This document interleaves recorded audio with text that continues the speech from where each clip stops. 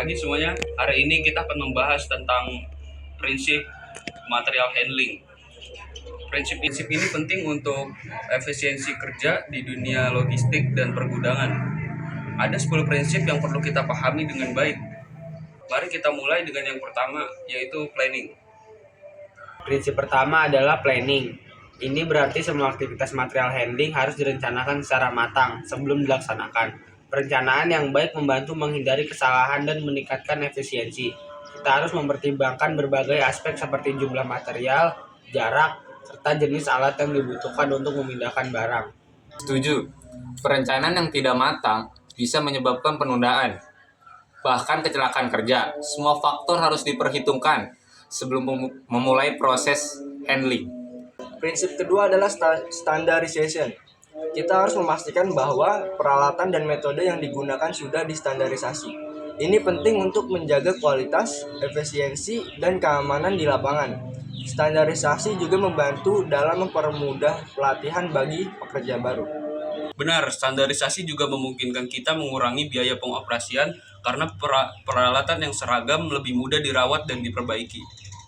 Selanjutnya ada work, yaitu memaksimalkan produktivitas pekerjaan dengan menggunakan tenaga dan waktu seefisien mungkin. Artinya, kita harus fokus pada cara kerja yang paling efisien untuk memindahkan material tanpa membuang tenaga dan atau waktu. Selain itu, prinsip ergonomics juga penting. Material handling harus dirancang dengan mempertimbangkan kenyamanan dan keselamatan kerja. Alat-alat yang kita gunakan harus dirancang agar tidak membebani tubuh, sehingga mengurangi risiko cedera. Prinsip kelima adalah unit load. Kita harus memastikan bahwa barang-barang yang dipindahkan dikelompokkan dalam unit yang lebih besar agar lebih mudah ditangani. Mengelompokkan barang-barang dalam palet atau kontainer misalnya bisa mempercepat proses handling. Dan jangan lupa tentang space utilization. Pemanfaatan ruang harus dioptimalkan, baik di gudang maupun selama di proses pengangkutan. Ini tidak hanya menghemat ruang, tapi juga mengurangi biaya penyimpanan dan transportasi.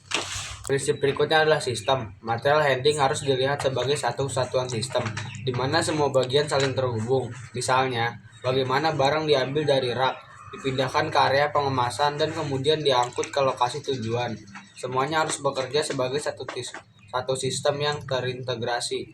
Betul, dan inilah mengapa automation menjadi sangat penting. Dengan mengotomatiskan beberapa proses, kita bisa meningkatkan efisiensi dan akurasi, serta mengurangi kesalahan manusia. Teknologi seperti conveyor belt dan robotic arm bisa membantu mempercepat proses handling. Kita juga harus mempertimbangkan aspek environmental. Material handling harus dirancang dengan meminimalkan dampak lingkungan. Ini bisa berupa penggunaan energi yang efisien atau memilih alat-alat yang ramah lingkungan. Kita harus selalu berpikir jangka panjang dan berkelanjutan. Yang terakhir adalah life cycle. Prinsip ini menekankan bahwa kita harus memperhitungkan umur alat-alat material handling, dari pembelian hingga akhirnya diganti. Dengan memperhatikan siklus hidup peralatan, kita bisa lebih efektif dalam perawatan dan penggantian, sehingga biaya bisa dikontrol dengan baik.